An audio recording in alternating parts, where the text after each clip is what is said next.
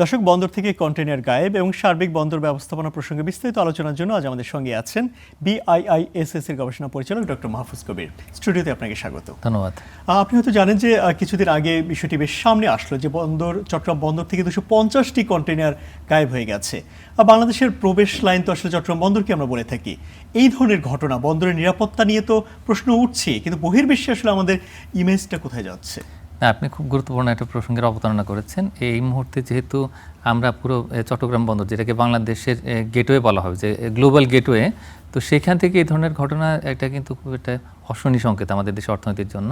তার কারণ এরকম একটা ঘটনাকে আমাদের দেশে মনে হতে পারে যে এটা ছোট, মানে পুরো যতকাল আমরা কন্টেনার হ্যান্ডেল করি তার মধ্যে খুব বেশি বড় নয়, কিন্তু এটা আসলে গুণগত দিক থেকে কিন্তু একটা বিরাট নেতিবাচক বার্তা নিয়ে যায়। এবং বাংলাদেশের যে পুরো এই ইন্টারন্যাশনাল ট্রেড হ্যান্ডলিং, তো সেটার জন্য একটা নেগেটিভ ইমেজ ক্রিয়েট করে। আমরা এই মুহূর্তে মানে বর্তমান সরকার কিন্তু বাংলাদেশের বিভিন্নভাবে পজিটিভ ইমেজ তৈরি করার চেষ্টা করছে।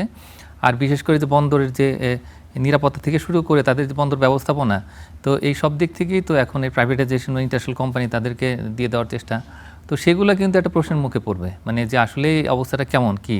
তো এটা একটা দিক। আর একটা দিক হলো যে এই বিষয়টাই কিন্তু আগে আসলে কিন্তু এই যে অনেক সময় থেফট হিসেবে দেখতো, এবং বাংলাদেশের যে একটা র্যাঙ্কিং আছে ইন্টারন্যাশনালি যে ম্যানেজমেন্টের ক্ষেত্রে, এবং সেখানে পাইরেসির একটা হিসাবে ধরা হতো।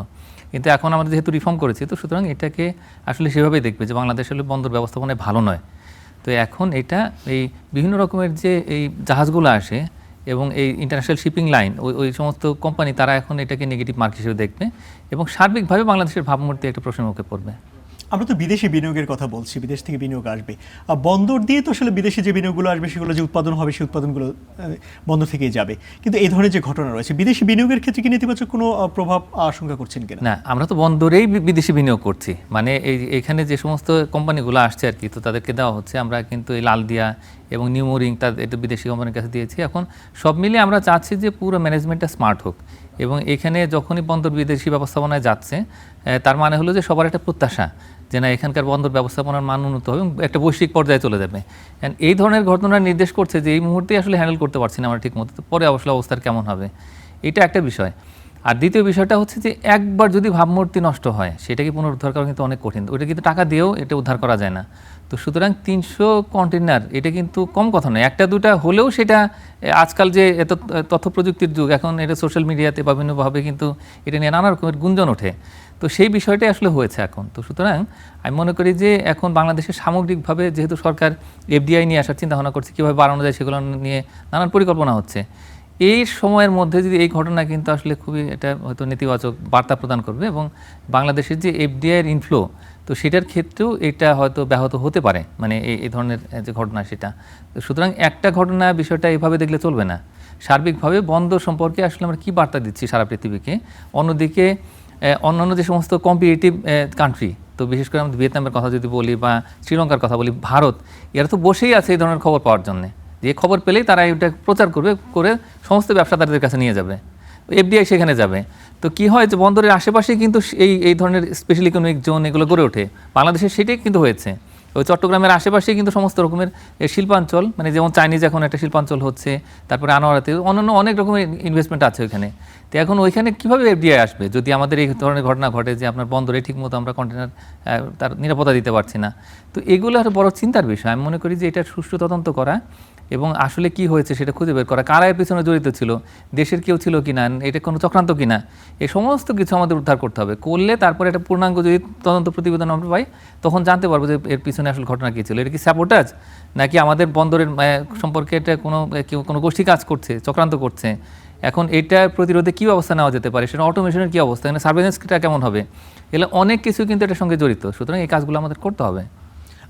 বন্দরে যে বিদেশি বিনিয়োগের কথা আপনি বলছিলেন, বন্দরের বিদেশি কর্তৃপক্ষের কাছে কিংবা বিদেশি পরিচালনাকারীদের কাছে ছেড়ে দেওয়ার প্রসঙ্গ তো অনেকদিন ধরেই আলোচনায় রয়েছে। এর মধ্যে গত সপ্তাহে আমরা দেখেছি ঢাকার শাহবাগে আন্দোলন হয়েছে বিদেশি পরিচালনাকারীদের কাছে বন্দর ছেড়ে না দেওয়ার জন্য। সার্বিকভাবে আসলে এই বিষয়টাকে কীভাবে দেখছেন? বিদেশি পরিচালনায় আসলে কি আমাদের বন্দরের সক্ষমতা আগের চেয়ে বাড়বে, নাকি এটা নিয়ে যে আশঙ্কা করা হচ্ছে বিভিন্ন মহল থেকে, সেটাকে বেশি গুরুত্ব দেওয়া উচিত? এখন তো আমরা দেখতে পাচ্ছি যে পুরোপুরি কিন্তু তারা পরিচালনা আসেনি, কিন্তু এই যে ঘটনাগুলো সেটা কিন্তু আগেও ঘটেছে, মানে মনে হবে যে বিচ্ছিন্নভাবে ঘটছে, কিন্তু এটা ধারাবাহিক একটা চক্রান্তের ফসল। আমি মনে করি যে হয়তো দেশি যারা বিভিন্ন গোষ্ঠী আছে তারাও এগুলো নিয়ে চিন্তা ভাবনা করছে, এটা হতেই পারে। এই বিভিন্ন সময় ঘটনা ঘটেছে, কন্টেনার মিসম্যানেজমেন্ট হয়েছে, তো সেগুলো আমরা সেভাবে তদন্ত করে বিচার করিনি হয়তো, বা এই প্রতিবেদনগুলো আলোর মুখ দেখেনি। এখন বিদেশিদের কাছে মানে যেগুলো গ্লোবাল অপারেটর, হ্যাঁ, ডিপি ওয়ার্ল্ড বা তো তারা কিন্তু গ্লোবালি খুব সুনামের সঙ্গে ব্যবসা করছে। ভারতও কিন্তু বিদেশি অপারেটর দিয়ে চালায়, তো এটা নতুন কিছু নয়। বরং এই বিদেশি অপারেটররা এলে বাংলাদেশের যে এই বন্দর সেটার যেটা সুনাম সেটা সারা পৃথিবীতে ছড়িয়ে পড়বে, এবং এখানকার যে হ্যান্ডলিং সেটা অটোমেটেড হবে। তো এখানে এই নতুন কর্মসংস্থান তৈরি হবে, পুরনো যারা শ্রমিক আছে তারা কিন্তু চলে যাবে না, তাদের দক্ষতা বাড়বে। সব মিলিয়ে এটা বাংলাদেশের যে আন্তর্জাতিক ভাবমূর্তি সেটাকে কিন্তু অনেক উপরে নিয়ে যাবে। তখন বড় বড় যে সমস্ত শিপিং লাইন তারা বাংলাদেশে ব্যবসা করতে আসবে, আশেপাশের দেশ থেকে বাংলাদেশে ব্যবসা আসবে। তো এটা দেশের অর্থনীতির জন্য ভালো, এবং এটাকে একেবারে শুধুমাত্রই মানে নর্মাল যে অপারেশনের যে দৃষ্টিভঙ্গি, ক্ষুদ্র এটা দৃষ্টিভঙ্গি থেকে দেখলে হবে না, এটার সঙ্গে জাতীয় স্বার্থ জড়িত। কিন্তু ওইখানে যে প্রশ্নটা উঠেছে সেটা হলো যে আমরা ডেকে নিয়ে একটা কোম্পানিকে কাজ দিলাম, এটা ভালো হয়নি। এখানে প্রতিযোগিতামূলক ভিত্তিতে যারা সবচাইতে ভালো অফার দেবে আমাদেরকে, তো তাদেরকে কাজ দেবো, ওপেন টেন্ডারের মাধ্যমে আসা উচিত। এটা হ্যাঁ, এবং যেটা হয়েছে যে পরে দেখা গেল যে অন্তর্বর্তী সরকার সময় শেষ দিকে গিয়ে এদের সঙ্গে দর কষাকষি হচ্ছে, তাড়াহুড়া করা হচ্ছে, এবং একটার সঙ্গে দর কষাকষি হচ্ছে। আমরা যদি 3-4টা কোম্পানিকে নিয়ে আসতাম, অনেকেই ইন্টারেস্টেড, 18 কোটি মানুষের দেশে, এখানে $510 বিলিয়ন আমাদের ইকোনমি, তো এখানে তো সবাই ব্যবসা করতে চায়। তো সবচেয়ে ভালোদেরকে কম্পিটিটিভ প্রসেসে দিতে হবে, তারাই আসবে। যারা এখন একটা কোম্পানিকে নিয়ে আসলাম ডিপি ওয়ার্ল্ড, তারাই হয়তো আসতে পারতো কম্পিটিটিভ প্রসেসে, কিন্তু আমরা সেটা করিনি। এটা না করে নানা রকম প্রশ্ন জন্ম দিয়েছি, এখন আন্দোলন হয়েছে। তো তারাও চায়, যারা এখানে সিবিআই আছে বা অন্য যারা দেশীয় শ্রমিকেরা আছেন, তারা কিন্তু চায় যে এই বন্দর ব্যবস্থাপনার মান উন্নতি হোক, তাদের বেতন বাড়ুক, তারা সম্মান পাক। তো সেই বিষয়গুলো এখন ওইটাও দেখতে হবে, এবং একই সঙ্গে প্রতিযোগিতামূলকভাবে যদি আসতো তাহলে সেক্ষেত্রে আমরা কিন্তু এই প্রশ্নের মুখোমুখি হতাম না, তখন সরকারও একটা স্বচ্ছ পদ্ধতির মধ্যে দিয়ে যেত। এখনও সময় আছে, আমি মনে করি যে বাংলাদেশের যারা শ্রমিকেরা আছেন, যারা এখানে যে হ্যান্ডেলিং করেন, তো তাদের বিষয়গুলো নিয়ে আসতে হবে, এবং এর পাশাপাশি দেশের বৃহত্তর জাতীয় স্বার্থ, বাংলাদেশের বিনিয়োগ, বাংলাদেশের ভাবমূর্তির উন্নয়ন, এবং অন্য দেশ থেকে ব্যবসা যাতে অন্য বন্দর থেকে বাংলাদেশের বন্দরে আসে এবং গ্লোবাল যাতে রিকগনিশন পায়, তো সেইভাবে করে আমরা যেন আমাদের বন্দরের যে সেবার মান সেটা আন্তর্জাতিক পর্যায়ে উন্নতি করি। তো সেটাই এখন আমাদের চাওয়া, এবং সেটার জন্যে যদি কারোর সাথে আলোচনা করতে হয়, সিবিএ বা যে কোনো শ্রমিকদের যে সমস্ত সংগঠন, তাদের সঙ্গে কথা বলে সব মিলিয়ে দেশের যাতে সবচেয়ে ভালো হয় সেভাবে করতে হবে। এবং যখন এই বিদেশি অপারেটর এইভাবে কাজ করবেন, তখন দেখা যাবে যে এই ঘটনাগুলো আর ঘটছে না, এই যে কন্টেনার হঠাৎ করে গায়েব হয়ে যাচ্ছে না। তো তখন আবার সার্ভিলেন্স বাড়বে, ওখানে সিসিটিভি ক্যামেরা, অনেক কিছু আমরা করতে পারবো। কোস্ট গার্ডের সঙ্গে আমাদের সম্পর্ক ভালো করতে হবে। তো এইভাবে করে এই ভিজিলেন্সটা যদি আমরা বাড়াই, ভবিষ্যতে এই ধরনের যে থেফট এগুলো হবে না, এবং বৈশ্বিক পর্যায়ে আমাদের বন্দরের যে র্যাঙ্কিং সেটা অনেক উপরে উঠে যাবে, এবং এতে করে সার্বিকভাবে বাংলাদেশে এফডিএ আসবে, বাংলাদেশের ব্যবসা বাণিজ্য ভালো হবে, আমাদের স্পিডটা বাড়বে। এই যে কন্টেনারগুলো যে যাচ্ছে এখন তো অনেক সময় লাগে, তো সময়টা কমে আসবে। সব মিলিয়ে আমি মনে করি যে বন্দরের দক্ষতার বাড়লে সেটা দেশের জন্যই ভালো। বন্দরের সক্ষমতা বাড়ানোর জন্য তো বন্দরের যে জলসীমা সেটা বাড়ানোর একটি পরিকল্পনা নিয়েছে বন্দর কর্তৃপক্ষ, সেখানে তো কিছু চ্যালেঞ্জও রয়েছে। যদি এরিয়া বাড়ে তাহলে যে জাহাজগুলো রয়েছে সেগুলোর নিরাপত্তা নিয়ে প্রশ্ন উঠছে, জাহাজ ভাঙার শিল্প হুমকির মুখে পড়তে পারে, এই বিষয়টাকে কীভাবে দেখছেন? না, জাহাজ ভাঙা শিল্পের অনেক রকম পরিবেশগত প্রভাব আছে, সেটা আমরা জানি যে সেটা মিনিমাইজ করতে হবে। কিন্তু আমার ধারণা যে এখানে জলসীমা যদি বাড়ানো হয় এটা সবার জন্যই লাভ, কিন্তু আমাদের কিছু একদম প্র্যাকটিক্যাল ডিফিকাল্টি আছে, যে সেখানে কিন্তু তখন আবার যে কোস্টগার্ড বা ওইখানে যারা ভিজিলেন্সের কাজ করে, নৌবাহিনী, তাদের কিন্তু তৎপরতা বাড়াতে হবে, তাদের জন্য আলাদা করে কিন্তু আমাদের তখন নৌ অবকাঠামো সেগুলো দিতে হবে। এবং এটা একটা বিষয়। আরেকটা বিষয় হচ্ছে যে অন্যান্য দেশের সঙ্গে সহযোগিতা তখন বাড়াতে হবে, যাতে করে আমাদের এই জায়গাটা নিরাপদ থাকে। আর এর পাশাপাশি যারা অপারেটররা কাজ করবে তাদেরও কিন্তু ইনভেস্টমেন্ট বাড়াতে হবে তখন, তার কারণ তখন আবার প্রচুর জাহাজ আসবে, জলসীমা বাড়লে তখন কিন্তু আমাদের দায়িত্ব অনেক বেড়ে যায়। তো একদিকে দায়িত্ব, অন্যদিকে যে সার্বিকভাবে ভবিষ্যতের যে অর্থনৈতিক সেই দিকে একটু চিন্তা করা। তা আমি মনে করি যে সেটা খুবই ভালো একটা সিদ্ধান্ত, এবং এইটাকে আমরা যেন ডিফেন্ড করতে পারি। মানে আমরা শুধুমাত্র জলসীমা বাড়ালেই হবে না, সেইখানকার ভিজিলেন্সটা কিন্তু খুবই গুরুত্বপূর্ণ যদি আমরা আসলে জাহাজের নিরাপত্তাটা দিতে চাই, এবং একই সঙ্গে বিদেশি বড় বড় জাহাজ আসবে, তাদের সঙ্গে ব্যবসা বাড়াবো, তো সেগুলো সব কিছু আমাদের করতে হবে। তো এটার স্বার্থে আমি মনে করি যে সিদ্ধান্তটা নেওয়া হয়েছে সেটা বাস্তবায়নের জন্য আমাদের অতিরিক্ত বাজেট লাগবে, এবং এর পাশাপাশি যদি বিদেশিরা একটু এখানে বিনিয়োগ করতে চায় সেটা জন্য আমাদের আসলে ওয়েলকাম করতে হবে, এবং অলরেডি যারা আছে আর কি, তো তাদের সঙ্গে একটু কথা বলতে হবে। এইভাবে করে আমি মনে করি যে এটা একটা ইতিবাচক সিদ্ধান্ত, এবং সেটাকে বাস্তবায়নের জন্য সার্বিকভাবে একটা ইতিবাচক পদক্ষেপ গ্রহণ করা উচিত। পণ্য আমদানি রপ্তানির ক্ষেত্রে আমাদের সবারই ফোকাস থেকে চট্টগ্রাম বন্দরের দিকে। আমাদের মোংলা বন্দর তো সেখানে আসলে তাদের সক্ষমতা রয়েছে, আমরা অন্যান্য বন্দরের দিকে কেন নজর দিতে পারছি না? না, আসলে মোংলা বন্দরে অনেক ইনভেস্ট করতে হবে। এখন চাইনিজ ইনভেস্টমেন্ট কিন্তু এখন আসছে, ওরা ডেভেলপও করবে, ওইখানে কিন্তু অনেক নতুন এমপ্লয়মেন্ট ক্রিয়েট করবে। 50,000-এর মতো নতুন কর্মসৃষ্টির একটা পরিকল্পনা কিন্তু ইতিমধ্যে মাননীয় প্রধানমন্ত্রী যখন গেছেন ওইখানে চীনে, তখন কিন্তু প্রায় 11 থেকে 12টা কোম্পানি তারা কিন্তু ইন্টারেস্ট শো করেছে যে ওইখানে পুরো আধুনিকায়ন করবে। কিন্তু ওইখানকার একটা বড় সমস্যা হচ্ছে যে এই পরশুর রিভার ওইটা কিন্তু ড্রেজিংটা রেগুলারলি ড্রেজ করতে হয়, অনেক ইনভেস্টমেন্ট লাগে। কিন্তু আমি মনে করি যে একটা ভালো সম্ভাবনা আছে এবং পুরো ওই যে অঞ্চলটা আমাদের যে দক্ষিণ পশ্চিমাঞ্চল, সেটাতে একটা বড় রকমের অর্থনৈতিক পরিবর্তন নিয়ে আসতে পারে এটা। এবং সবসময় অল্টারনেটিভ দরকার, যে একেবারে পুরো লোডটা যেন চট্টগ্রামের উপরে না পড়ে। এছাড়া আমাদের পায়রা বন্দর আছে, যদিও সেটা খুবই এক্সপেন্সিভ। ওইখানে বলা হচ্ছে যে ড্রাফটটা রেগুলারাইজ করতে কিন্তু অনেক খরচ হয়। তো অনেকেই বলছে যে এটা নাকি হোয়াইট এলিফ্যান্ট হয়ে গেছে। ঠিক আছে, আমরা একটা করেছি, ওটাকে কীভাবে অপারেশনালাইজ করা যায়। এর পাশাপাশি আমাদের যে এই মাতারবাড়ি ডিপ সি পোর্ট, তো সেটার দিকে ওটা নজর দিতে হবে। অনেক কিন্তু দেরি হয়ে যাচ্ছে, দেরি হওয়া মানে হচ্ছে যে কস্ট ওভার রান। তো এটা তো আমাদের আসলে দেশের অর্থনৈতিক স্বার্থে কিন্তু এটা একটু স্পিড আপ করে এটাকে যদি আমরা চালু করি, তাহলে ওইটা হয়ে গেল ডিপ সি পোর্ট। ওইটা পুরো আমাদের সমস্ত বন্দরগুলোকে ফিট করবে। তো চট্টগ্রাম বন্দরের উপর তখন চাপ কিছুটা কমবে, কিন্তু আমাদের ওভারঅল ক্যাপাসিটিটা বাড়বে। এইভাবে করে বাংলাদেশের এই সমুদ্র বন্দরগুলোকে নিয়ে একটা মাস্টার প্ল্যান দরকার।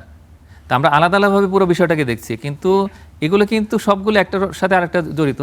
এবং পুরো যে রিজিওনাল যে ভ্যালু চেইন, সেই ভ্যালু চেইনের যে একটা গ্রোথ, তো সেইটাতেও আমাদের এটা অবদান রাখবে। এবং এর পাশাপাশি এক পোর্টের সাথে অন্য দেশের পোর্টের যে কানেকশন এবং এখানকার ইন্টারন্যাশনাল বিজনেস, শিপিং লাইনের এখানে আসা, ইনভেস্টমেন্ট, এমপ্লয়মেন্ট জেনারেশন, মডার্নাইজেশন, এখানে আর্টিফিশিয়াল ইন্টেলিজেন্সের ব্যবহার, স্যাটেলাইট, অনেক কিছু এটার সঙ্গে জড়িত।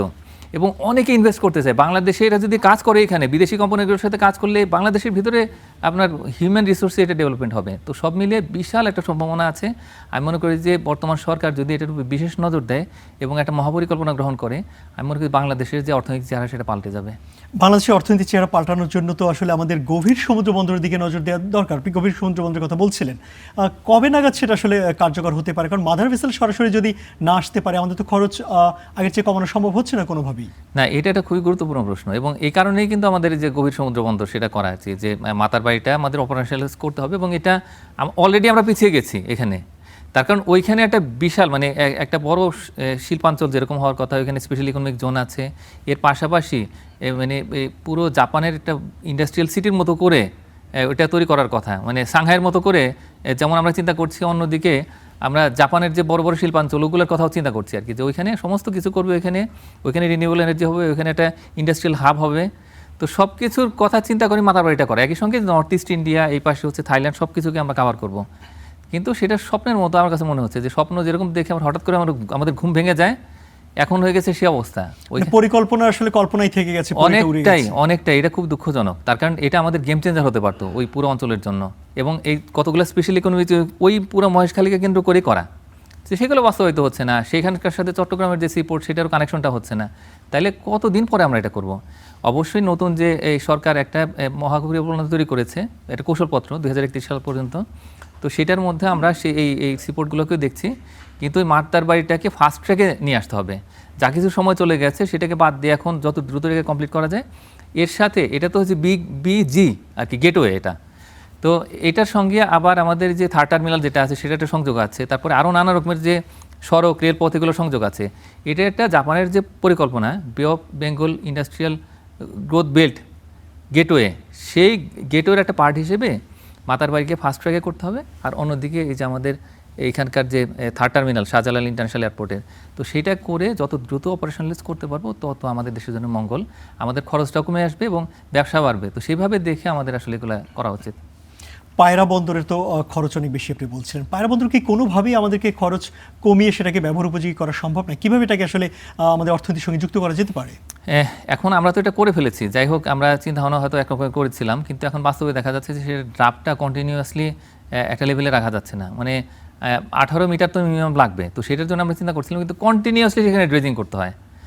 আর ওইটাকে আমরা যেভাবে প্রজেকশনে দিচ্ছিলাম যে না, এটা একটা বিশাল অর্থনৈতিক লাভ নিয়ে আসবে আমাদের জন্য, তো কিন্তু আলটিমেটলি সেটা হচ্ছে না। এটা অপারেশনালাইজ করতে সেখানে যে ওএনএম, এটার যে খরচ, তো সব মিলিয়ে অ্যাডমিনিস্ট্রেটিভ কস্ট যত বেশি বা এই যে ড্রেজিংয়ের কস্ট যত বেশি, সেই অনুযায়ী কিন্তু আমাদের আসলে জাহাজে সেভাবে হচ্ছে ব্যবসা করা, সেভাবে আমার মনে হয় না যে সেটা সম্ভব হচ্ছে। তো এটার জন্যে আমাদের এখন একটু সিদ্ধান্ত নিতে হবে যে এটাকে আমরা কী কাজে ব্যবহার করব, কীভাবে ব্যবহার করব। প্রয়োজনে আমাদের এখানে বিদেশ থেকে ইনভেস্টমেন্ট নিয়ে আসতে হবে, টেকনিক্যাল ম্যান পাওয়ার নিয়ে আসতে হবে এবং একটা কস্ট এফিসিয়েন্ট ওয়েতে এটাকে আসলে চালাতে হবে। এবং আসলে এটা যদি আমরা চালাতে না পারি, দীর্ঘমেয়াদে যদি লাভজনক না হয়, তাহলে অন্য চিন্তা করতে হবে, এটাকে বাদ দিতে হবে। কিন্তু এটাকে এইভাবে এখন রেখে দিয়ে আমরা না ধরি না করি এরকম করে হবে না।